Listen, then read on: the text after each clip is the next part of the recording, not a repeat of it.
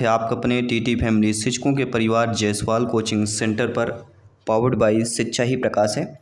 साथियों, आज की क्लास में हम बात करने वाले हैं आपके बाल विकास प्रैक्टिस सेट की बात करेंगे।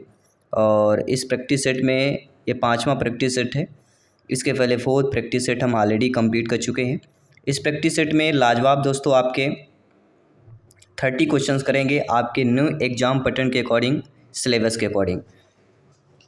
तो बाल विकास के अच्छे तरीके से तैयार करना, तो सभी लोग ध्यानपूर्वक इस प्रैक्टिस सेट को अटेंड कीजिएगा। बाकी सभी प्रैक्टिस सेट का प्लेलिस्ट भी बना दिया गया है जो कि आप लोगों को मिल जाएगा। ध्यानपूर्वक कमेंट कीजिएगा क्योंकि संभावित प्रश्न भी रहेंगे, प्रीवियस ईयर में पूछे प्रश्न भी रहेंगे और एक अलग लेवल का प्रश्न रहेगा इस बार। तो ये प्रैक्टिस सेट आप सभी के लिए इम्पॉर्टेंट है।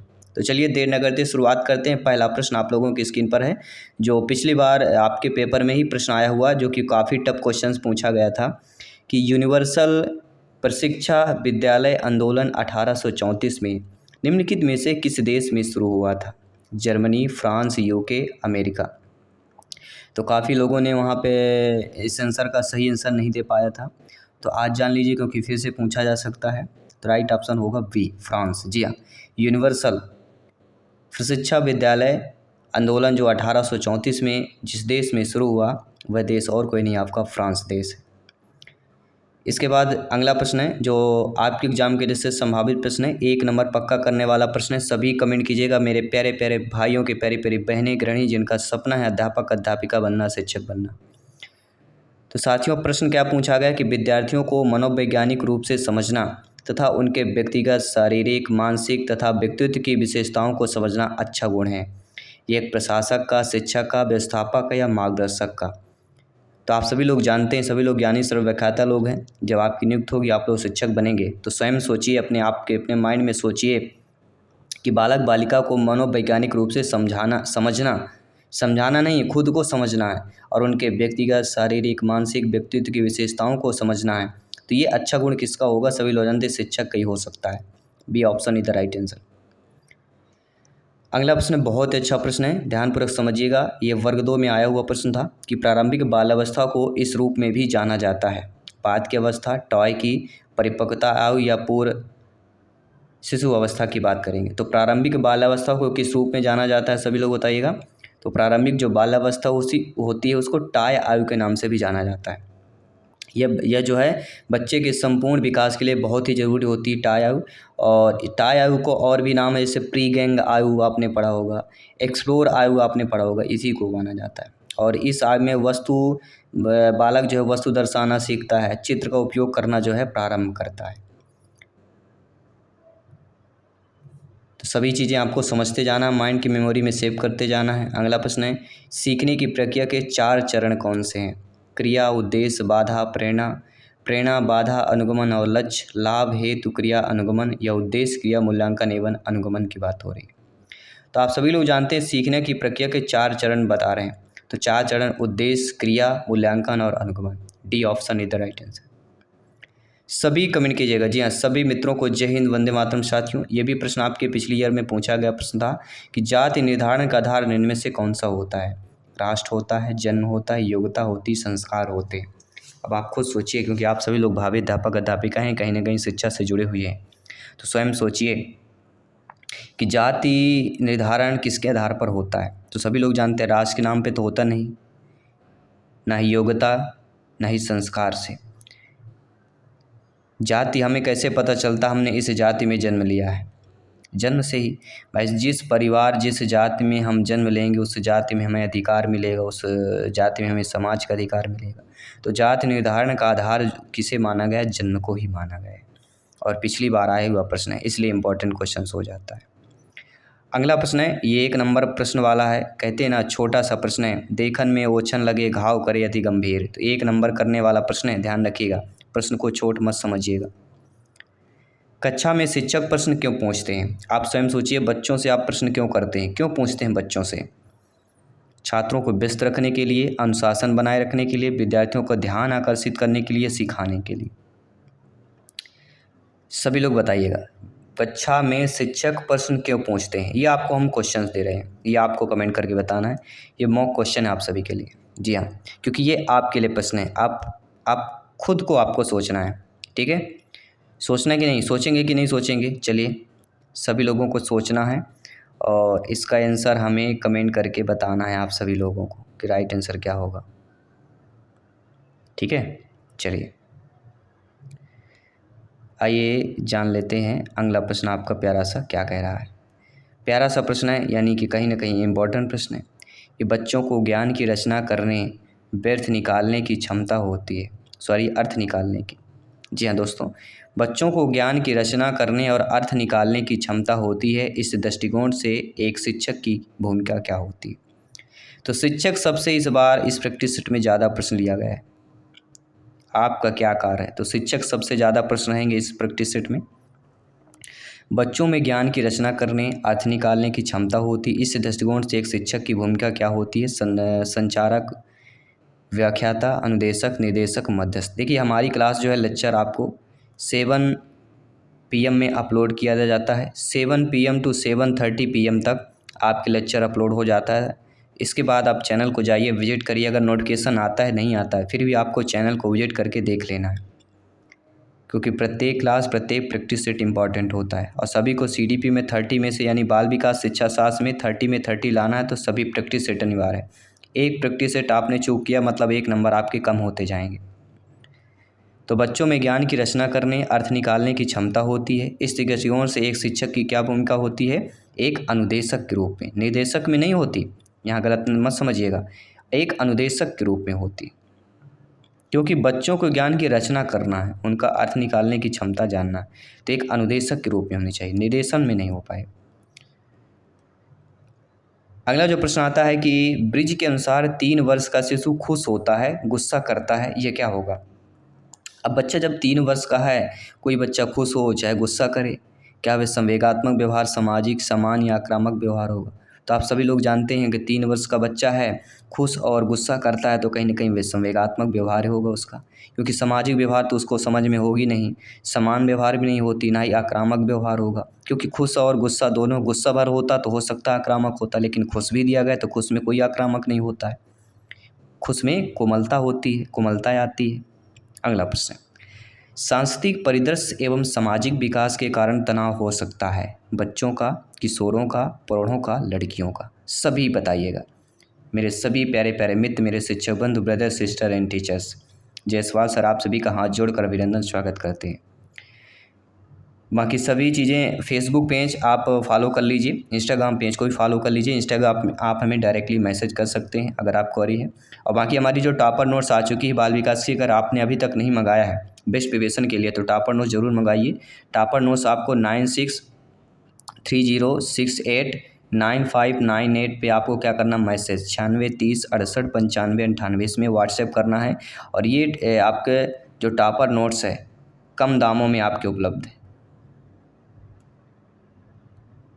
ठीक है, कम से कम। और ये टॉपर नोट्स उनके मार्गदर्शन पे बनाई गई है जो पिछली बार टॉप किए हैं, 120 से अधिक अंक आए हैं। तो 4-5 लोगों से हमने इंटरव्यू लिया, बात किया उनसे कि क्या चीज़ें आपने, क्या स्टडी प्लान रहा है आपका, क्या क्या चीज़ें आप फोकस किए हैं। उनको ध्यान में रखते हुए 10 से 12 बुकों का निचोड़ लेकर ये आपका टॉपर नोट्स बनाई गई है। तो व्हाट्सएप करेंगे, पूरा डिटेल मिल जाएगा। चलिए बात करेंगे प्रश्न की कि सांस्कृतिक परिदृश्य एवं सामाजिक विकास के कारण तनाव हो सकता है, किसका तनाव हो सकता है? तो सभी लोग जानते हैं कि जब भी सांस्कृतिक परिदृश्य और सामाजिक विकास के कारण तनाव किस में होता है, तनाव शब्द किशोरों के लिए बना है, ये जान लीजिए।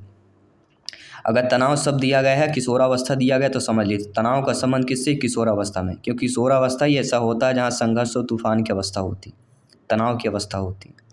अगला प्रश्न, प्रश्न आपकी स्क्रीन पर दिया गया है कि किस मनोवैज्ञानिक के अनुसार जीवन की बाल्यावस्था को काम प्रसुप्त अवस्था कहा जाता है? एरिक्सन, जीन पियाजे जी, सिगमंड फ्रायड या थॉर्नडाइक की बात करेंगे? सभी कमेंट कीजिए, सभी बच्चे ध्यानपूर्वक समझेंगे, क्योंकि सभी बच्चों को पढ़ाना है आपको। आप शिक्षक है लेकिन आपको बच्चों को पढ़ाना है ध्यानपूर्वक। तो किस मनोवैज्ञानिक के अनुसार जीवन की बाल्यावस्था को काम प्रसुप्त अवस्था कहा जाता है? तो जीन पियाजे जी के अनुसार, जीन पियाजे जी ने क्या कहा है? जीन पियाजे जी ने बाल अवस्था को काम प्रसुप्त अवस्था कहा है। किसने कहा है? जीन पियाजे जी, याद रखिएगा। अगला प्रश्न जो आपके एग्जाम में ही पूछा गया प्रश्न था कि वहाँ जहाँ विचार प्रारूप भाषा से प्रभावित होते हैं कहलाता है। भाषाई निर्धारण, संज्ञानात्मक पूर्वाग्रह, समाजशास्त्री प्रवृत्ति या सांस्कृतिक प्रवृत्ति की बात करेंगे। तो वहाँ जहाँ विचार प्रारूप भाषा से प्रभावित होते हैं क्या कहलाता है? भाषाई निर्धारण कहलाता है। क्योंकि विचार जो है भाषा से प्रभावित हो रहे हैं, तो भाषा से प्रभावित मतलब भाषाई निर्धारण। ठीक है, तो प्रश्न को समझना है अच्छे तरीके से, कोई जल्दबाजी नहीं है। आराम से आप लोग क्वालिफाइड ले आएंगे, 90+ अंक आ गए, क्वालिफाइड आप हो जाएंगे मेन एग्ज़ाम के लिए। अगला प्रश्न है, किशोरावस्था खुशी रहित समय को क्यों कहा जाता है? किशोरों की आवश्यकता भिन्न होती है, शारीरिक परिवर्तन से उन्हें नए अनुभव तथा नई आवश्यकता महसूस होती है। किशोर महसूस करते हैं कि लोग उन्हें नकार रहे हैं, या उपरोक्त सभी। देखिए, किशोर अवस्था ऐसा होता है बड़े संघर्ष तूफान की अवस्था है। इस कथन से ये चीज़ें क्लियर हो जाती हैं। किशोरावस्था आवश्यकता इनमें भिन्न होती है, शारीरिक परिवर्तन में नए अनुभव भी होते हैं, नए आवश्यकता भी ये महसूस करते हैं। किशोर महसूस करते लोग उन्हें नकार भी रहे हैं, ये भी हो सकता है। तो खुशी रहित समय इसलिए कहा जाता है क्योंकि सब कुछ पॉसिबल है, इसलिए उपरोक्त सभी ऑप्शन इधर राइट आंसर। अगला प्रश्न है, मार्ग निर्देशन व्यक्ति को विकसित करने में सहायता देता है। क्षमताएं, खुशी, संबंध, बुद्धि, सभी कमेंट कीजिएगा।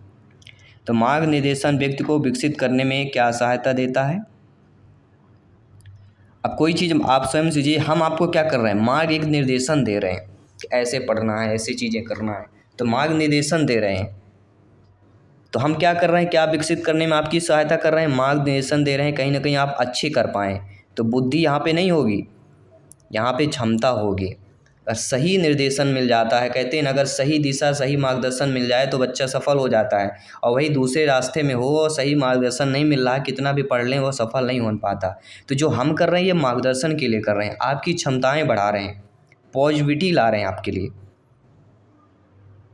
ठीक है, तो यहाँ पे फर्स्ट ऑप्शन सही होगा। तो सभी चीज़ें समझते जाना है। एक आपके माइंड में भी कई सारी चीज़ें जो हलचल होती है ना मस्तिष्क में, उसको भी सुधार लाना है। अगला, विद्यार्थियों को जानने हेतु निर्देशक का दायित्व है कि वह विद्यार्थियों की सहायता करे। क्या सहायता करे? जीवन लक्ष्य के आदर्श बनाएं, संपूर्ण तथा विश्वास, सृजनात्मक कार्य में रुचि, या उपरोक्त सभी। तो विद्यार्थियों को जानने हेतु निर्देशक दायित्व होता है कि बालक बालिकों की सहायता करें। किस प्रकार से? जीवन लक्ष्य को आदर्श बताएं, समर्पण तथा विश्वास की बताएं, सृजनात्मक कार्य में रुचि बढ़ाएं, अर्थात उपरोक्त सभी। क्योंकि विद्यार्थियों के लिए, तो विद्यार्थियों के लिए ये सभी आपको आवश्यक कार्य करना है ताकि सभी बच्चे इनमें इंटरेस्ट लें, बच्चा सब में रुचि ले। अगला प्रश्न है, निम्नलिखित में से कौन जो है थॉर्नडाइक द्वारा दिए गए मनोवृत्ति के नियम का एक भाग है? ये पिछली बार आया हुआ प्रश्न है।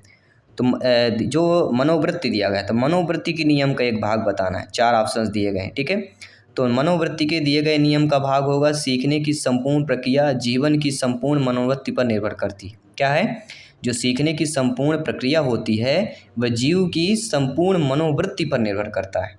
ये थॉर्नडाइक द्वारा मनोवृत्ति के नियम का एक भाग है। तो मनोवृत्ति का नियम आए तो थॉर्नडाइक ऑप्शन कीजिएगा। ठीक है, चलिए अगला प्रश्न देख लेते हैं। अगला प्रश्न है, एक मानसिक रूप से स्वस्थ व्यक्ति सक्षम है। किसमें सक्षम होता है?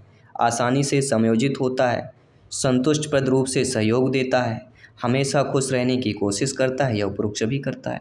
तो आप सभी लोग जानते हैं कि एक मानसिक रूप से अगर स्वस्थ व्यक्ति सक्षम होगा तो वह आसानी से समायोजित भी हो जाएगा, संतुष्टप्रद रूप से सहायक भी हो देगा, सहयोग भी देगा, और हमेशा खुश रहने की कोशिश भी करता है। तो उपरोक्त सभी ऑप्शन होगा, क्योंकि व्यक्ति कैसा है? एक सक्षम व्यक्ति है। और कैसा सक्षम है? स्वस्थ व्यक्ति सक्षम है, इसलिए सारे ऑप्शन सही हो गए। तो प्रत्येक ऑप्शंस को पढ़ना है। ऑप्शन का जो गेम है ना, जिसने ऑप्शंस के गेम को समझ लिया वो लाइफ के गेम को अव्वल आएगा, लाइफ के गेम को अचीव कर पाएगा, लाइफ के गेम को विन कर पाएगा। मनोवैज्ञानिकों के अनुसार दुश्चिंता के समय व्यक्ति का लगाव जो होता है वह बढ़ जाता है, घट जाता है, शून्य हो जाता है, या कभी घटता नहीं, बढ़ता नहीं। अब देखिए, दुश्चिंता के समय, अब दुश्चिंता कैसा शब्द है? मनोवैज्ञानिक ये कहते हैं जो दुश्चिंता होती है, दुश्चिंता के समय व्यक्ति का लगाव बढ़ता है। अब क्यों बढ़ता है? ये भी एक है, क्योंकि दुश्चिंता की बात हो रही। ठीक है। चिंता और दुश्चिंता, चिंता और चिंतन, बहुत फ़र्क है इन दोनों शब्दों में। जिसने समझ लिया होगा समझ गए होंगे। संप्रेषण की प्रकृति क्या होती? सूचनाएं प्रदान करने की, कक्षा कक्ष विचार विमर्श, दत्तकार या नोट्स लेना, सभी बताइए। संप्रेषण की प्रकृति क्या होती? संप्रेषण की प्रकृति जो होती है वह सूचनाएं प्रदान करने की एक प्रक्रिया होती है। संप्रेषण मतलब सूचना, आदान प्रदान। अगला प्रश्न है, श्रेष्ठ संप्रेषण के सिद्धांत क्या है? जो श्रेष्ठ संप्रेषण हो, संप्रेषण में भी श्रेष्ठ सिद्धांत, तो सूचना की स्पष्टता भी होनी चाहिए, सूचनाओं का प्रसारण भी होना चाहिए और पर्याप्त सूचनाएं, तीनों होंगी। श्रेष्ठ संप्रेषण सिद्धांत ये तीनों हो जाएंगी, इसलिए उपरोक्त सभी ऑप्शन इधर राइट आंसर हो जाए। अगला प्रश्न यहाँ पे दिया गया आप लोगों की स्क्रीन पर, कक्षा कक्ष में संप्रेषण के विभिन्न स्वरूप कौन से होते हैं? लिखित, मौखिक, सांकेतिक या उपरोक्त सभी। कक्षा कक्ष में संप्रेषण के विभिन्न स्वरूप कौन से होते हैं?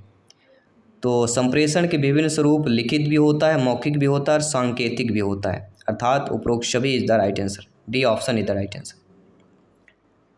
आईसीटी से क्या आशय होता है साथियों? अंतर्राष्ट्रीय संप्रेषण तकनीक, भारतीय तकनीकी आयोग, सूचना संप्रेषण तकनीक, संप्रेषण तकनीक का आदान प्रदान है। तो आप सभी लोग जानते हैं आईसीटी का आशय, कई बार इस आईसीटी से एक प्रश्न आएगा इस बार, याद रखिएगा, बहुत इंपॉर्टेंट टॉपिक है। तो आईसीटी से आशय होता है सूचना एवं संप्रेषण तकनीक को ही आईसीटी बोला जाता है। एक प्रश्न और कर लेते हैं आईसीटी से ही, कि आईसीटी का उपयोग किया जाता है प्रदत्त में विश्लेषण में, प्रदत्तों की संख्या में, सूचनाएं एकत्रीकरण में या उपरोक्त सभी में किया जाता है? सभी लोग बताइएगा। जी हाँ दोस्तों, तो आईसीटी का उपयोग किस में किया जाता है? प्रदत्त जो विश्लेषण होते हैं उन पर किया जाता है। उपयोग जो होता है प्रदत्त विश्लेषण पर। अगला प्रश्न दिया गया कि निम्न में से कौन सा कंप्यूटर का भाग नहीं है? बहुत अच्छा प्रश्न, और कंप्यूटर से एक प्रश्न आएगा, याद रखिएगा, लॉजिकल प्रश्न पूछा जाता है। कंप्यूटर का भाग नहीं है। कीबोर्ड तो कंप्यूटर का होता है, जो कि इनपुट डिवाइस कह सकते हैं, मॉनिटर भी होता है, सीपीयू भी होता है। स्कैनर जो होता है, स्कैनर कंप्यूटर का भाग नहीं होता, क्योंकि सीपीयू, मॉनिटर, कीबोर्ड, तीन ऐसे चीज़ें जो आपको कंप्यूटर चल ही नहीं सकता, तीनों चीज़ों कह सकता है। स्कैनर के लिए क्या होता है? कोई चीज़ जब डाटा हमें भेजना होता है तब स्कैनर की आवश्यकता होती है, तो स्कैनर कंप्यूटर का भाग नहीं होगा। ठीक है। अगला प्रश्न, शिक्षा में कंप्यूटर निम्न में से प्रयुक्त किया जाता है? जो शिक्षा होती है उसमें कंप्यूटर किस रूप में प्रयुक्त होता है? शोध उपकरण में, शिक्षा अधिगम मशीन के रूप में, प्रबंध उपकरण के रूप में या उपरोक्त सभी में? तो आप सभी लोग जानते हैं डिजिटल युग का ज़माना है, डिजिटल बोर्ड लग रहे हैं, क्लासेज हो रही हैं, ऑनलाइन क्लासेज हो रही, तो शिक्षा में कंप्यूटर किस रूप में प्रयुक्त होता है? शोध उपकरण के रूप में भी होता है, कुछ सर्च करना हो, शिक्षण अधिगम मशीन के रूप में भी होता है और प्रबंध उपकरण के रूप में भी होता है, अर्थात इन सभी में होता है। तो शिक्षा कंप्यूटर ये ऐसा टॉपिक है, इस टॉपिक से एक प्रश्न आएगा, याद रखिएगा। कुछ बोलते हैं सर सेम टू सेम प्रश्न आएंगे क्या? आइए बात करते हैं अगले प्रश्न की। अगला प्रश्न है, किशोरावस्था में सामाजिक विकास का लक्षण क्या होता है? समान रुचियां अधिक होती हैं, समूह के प्रति उत्पन्न भक्ति भावना, मैत्री संबंधों में अत्यधिक कमी, अपने वह समूह के साथ निष्क्रिय साझेदारी। तो किशोरावस्था में सामाजिक विकास अगर लक्षण पूछा जाता है तो वह समान रुचियां अधिक होती हैं, समान जो रुचियां होती हैं वह अधिक होती हैं। अगला प्रश्न, निम्नलिखित में से कौन सा लक्षण किशोरावस्था का नहीं हो? देखिए शैशवावस्था, बाल्यावस्था, किशोरावस्था, तीन ऐसे टॉपिक हैं जो पूरे 150 प्रश्नों में से 10 प्रश्न पूछे जाते हैं। ये टॉपिक लंबा है, ध्यान रखिएगा।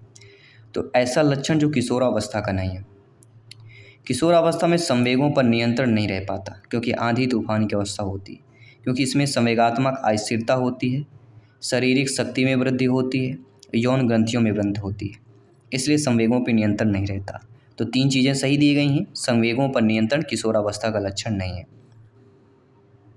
ठीक है, क्योंकि जहाँ पे अस्थिरता होगी, परिवर्तन होगा, वहाँ पे आपका नियंत्रण नहीं हो सकता है।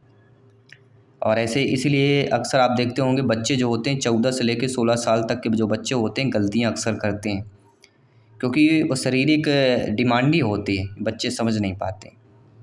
अगला, निम्नलिखित में कौन सी प्रणाली उपागम का भाग नहीं है? हार्डवेयर, सॉफ्टवेयर, हार्डवेयर, सॉफ्टवेयर, ना हार्डवेयर ना ही सॉफ्टवेयर। तो कौन सी प्रणाली उपागम का भाग नहीं है? देखिए हार्डवेयर सॉफ्टवेयर दोनों सभी प्रणाली उपागम के भाग हैं, तो इसलिए डी ऑप्शन होगा, ना हार्डवेयर ना ही सॉफ्टवेयर।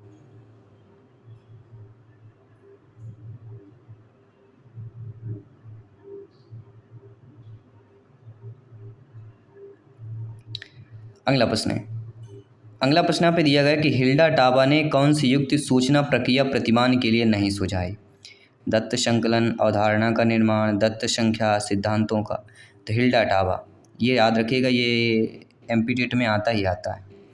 हिल्डा टाबा में जिस युक्ति की सूचना प्रक्रिया प्रतिमान के लिए नहीं सुझाई है वह दत्त संकलन को नहीं सुझाया है। बाकी अवधारणा का निर्माण, दत्त व्याख्या, सिद्धांतों का उपयोग, इनको जो है इन तीनों युक्तियों को सूचना प्रक्रिया प्रतिमान के लिए सुझाया गया है, लेकिन दत्त संकलन को नहीं किया गया। 2 प्रश्न और बचे हैं इस प्रैक्टिस सेट में, आइए जान लेते हैं, समझ लेते हैं कि सूचना एवं संप्रेषण तकनीक से तात्पर्य क्या होता है। कि केवल सूचना संप्रेषित करना, सूचना भेजने में इलेक्ट्रॉनिक युक्तियों का उपयोग करना, सूचनाएं एकत्र करना या ज्ञान और दक्षता अर्जित करना। तो आप सभी लोग जानते हैं कि सूचना और संप्रेषण तकनीक से तात्पर्य एक ही होता है कि सूचना भेजने में इलेक्ट्रॉनिक युक्तियों का उपयोग करना। आइए, आप सभी लोग समझ रहे होंगे। और ये 30वां प्रश्न आप लोगों की स्क्रीन पर है साथियों। प्रश्न बहुत ही अच्छा है, ध्यानपूर्वक समझिएगा। संभावित प्रश्न है, 1 नंबर पक्का करने वाला प्रश्न है। किशोरावस्था में निम्नलिखित में से कौन सा लक्षण स्पष्ट नहीं दिखाई देता? याद रखिएगा, अमूर्त चिंतन, मूर्त चिंतन, तर्क शक्ति की अपेक्षाकृत अधिक योग्यता या अध्ययन को केंद्रित करने की अधिक क्षमता, दक्षता। सभी लोग बताइएगा, 4 ऑप्शन है स्क्रीन पर। तो किशोरावस्था में कौन सा लक्षण स्पष्ट नहीं दिखाई नहीं देता है? अमूर्त चिंतन, मूर्त चिंतन, तर्क शक्ति की अपेक्षाकृत अधिक योग्यता या अध्ययन को केंद्रित करने की अधिक दक्षता। 4 ऑप्शन है और इसका आंसर आपको कमेंट करके बताना है। और साथ ही साथ 30 में से आप लोगों ने कितना स्कोर प्राप्त किया ये भी आप लोगों को कमेंट करके बताना है। और ये प्रैक्टिस सेट कैसा लगा सभी लोग कमेंट करिए, फीडबैक करिए, तैयारी जारी रखिए। जो भी आपके क्वेश्चंस हो आप हमें इंस्टाग्राम पेज पे मैसेज कर सकते हैं। जयसवाल कोचिंग सेंटर से पेज बना है, फेसबुक पेज भी बना है जयसवाल कोचिंग सेंटर का, तो आप लोग वहाँ पे मैसेज कर सकते हैं। टेलीग्राम ग्रुप भी बना है आपका, ठीक है, तो टेलीग्राम में ज्वाइन कर लीजिए। वहाँ पे आपको जो पुराने हमने काफ़ी सारे PDF अपलोड है, वहाँ पे पुराने जो क्लासेज हमने किए वो आपका एडिशनल होगा, वहाँ पे आप हमें मैसेज भी कर सकते हैं। बाकी सभी क्लासेस चल रही हैं। टॉपर नोट्स अगर जिनको भी परचेज करना हो तो टॉपर नोट्स परचेज कर सकते हैं। प्रिपरेशन में आपका और इम्प्रूवमेंट हो जाएगा, ठीक है, तैयारी और अच्छी हो जाएगी, कंसेप्ट आपका क्लियर हो जाएगा, ठीक है। तो धन्यवाद सभी का, मिलते हैं आपके अगले प्रैक्टिस सेट पर। जय हिंद, वंदे मातरम।